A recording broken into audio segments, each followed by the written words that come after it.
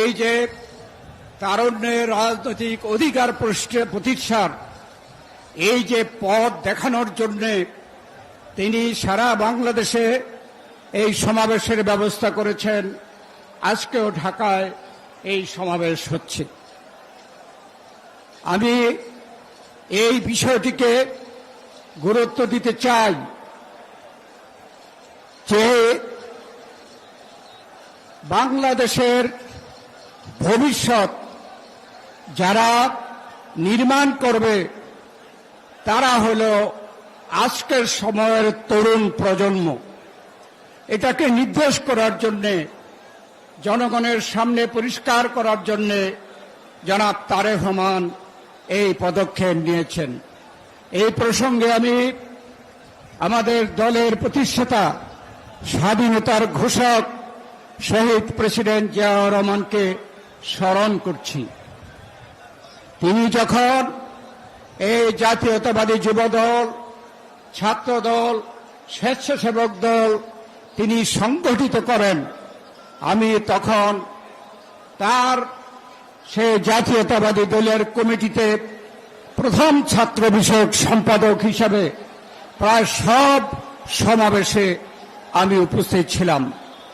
আমি বলতে শুনেছি শহীদ প্রেসিডেন্ট জিয়াউর রহমানের এই তরুণদেরকে ছাত্রদল, যুবদল, স্বেচ্ছাসেবক দল নামে তিনি যে সংগঠিত করেছেন, একটাই উদ্দেশ্য, এদেশের বিপদ আপদে, এদেশের উন্নয়নে তরুণ সমাজই হচ্ছে জাতির ভ্যানগার্ড।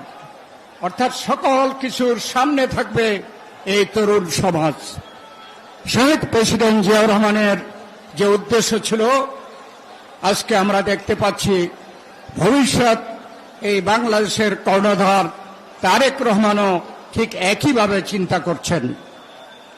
তাই আজকে আমরা বাংলাদেশের যে বর্তমান রাজনৈতিক প্রেক্ষাপট, এ বিষয়ে আমাদের এই তরুণ সমাজকে, তাদেরকে সাবধান হয়ে, অগ্রসর হয়ে যথাযথ ভূমিকা রাখার জন্য এই দিনে আমরা তরুণ সমাজের কাছে আবেদন জানাই।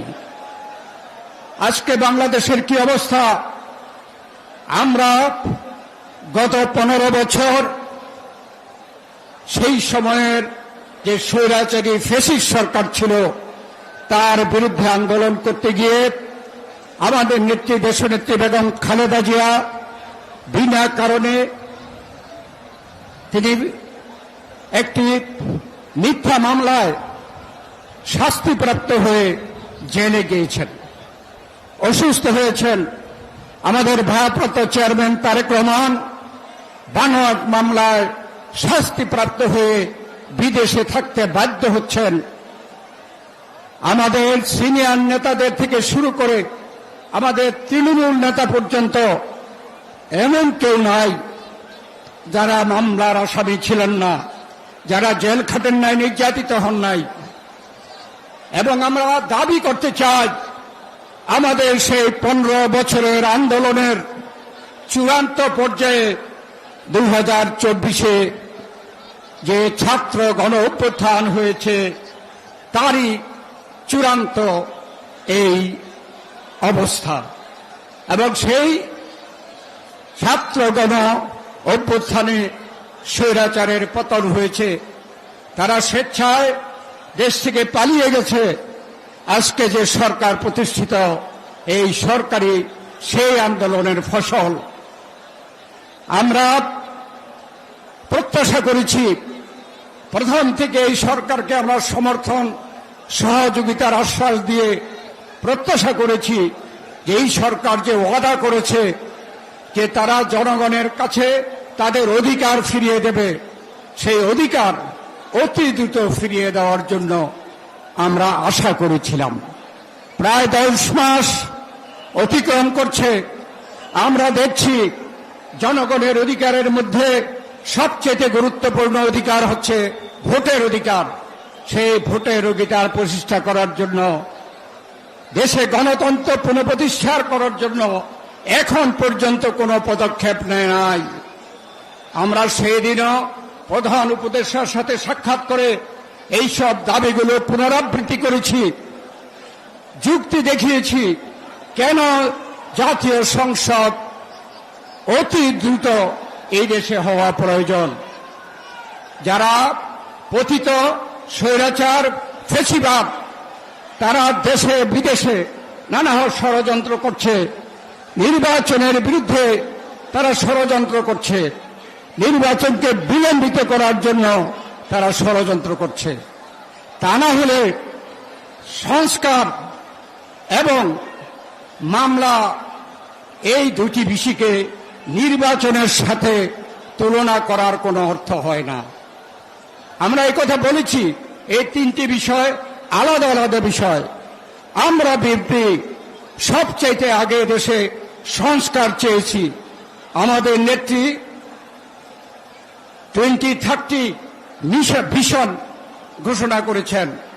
আমাদের ভারপ্রাপ্ত চেয়ারম্যান তারেক রহমান সেই 19 দফা কর্মসূচি জিয়াউর রহমানের, বেগম খালেদা জিয়ার ভিশন 2030 এবং বর্তমান প্রেক্ষাপটে তিনি 31 দফা সংস্কার কর্মসূচি দিয়েছেন এই জাতির সামনে।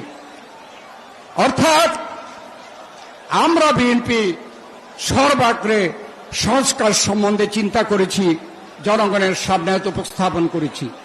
তাই আমরা সংস্কার চাই, কিন্তু সকল সংস্কার কিন্তু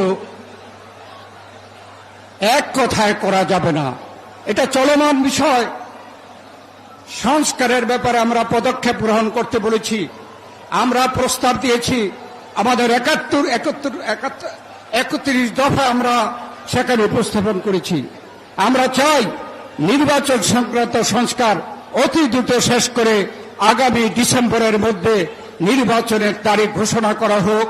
তাহলেই বর্তমানে যে ষড়যন্ত্র চলছে তা এই জনগণই এই ষড়যন্ত্রকে মোকাবেলা করতে পারবে। নির্বাচন ঘোষণা হলে এই দেশে নির্বাচন মুখী হয়ে যাবে জনগণ, রাজনৈতিক দলগুলো নির্বাচনমুখী হয়ে যাবে। এই সকল ষড়যন্ত্রকে জনগণই মোকাবেলা করতে হবে। আর মামলা সম্বন্ধে উছিলা সৃষ্টি করা হয়। মামলা তো বাংলাদেশ জাতীয়তাবাদী নেতার কর্মীরা সবচেয়ে বেশি মামলায় নির্যাতিত। আমরা তো মামলা আরো জোরদারভাবে এই মামলা পরিচালনা হোক এবং বিচার হোক, এটা আমরা চাই। এই বিচারের সাথে নির্বাচনকে সম্পৃক্ত করার কোনো অর্থ হয় না।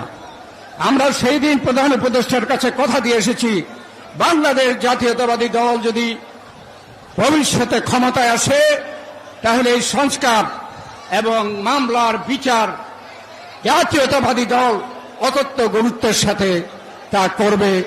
সেই জন্য জাতীয় সংসদ নির্বাচনকে বিলম্বিত করার কোনো যুক্তি নাই।